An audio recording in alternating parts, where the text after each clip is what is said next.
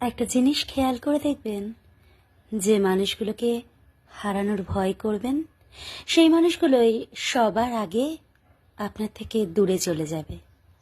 যে মানুষগুলোকে আপনি প্রচণ্ড রকম ভালোবাসেন সেই মানুষগুলোই আপনাকে তুচ্ছ তাচ্ছিল্য করবে, আর আপনি আহত পাখির মতো ছটফট করবেন।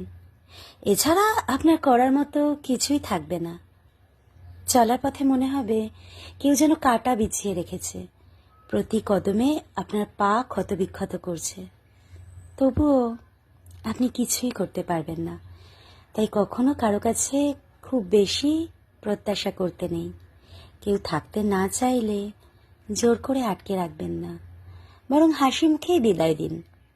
কারো জন্য খুব বেশি পাগনামি করতে যাবেন না, তাহলেই জীবনে হয়তো ভালো থাকতে পারবেন।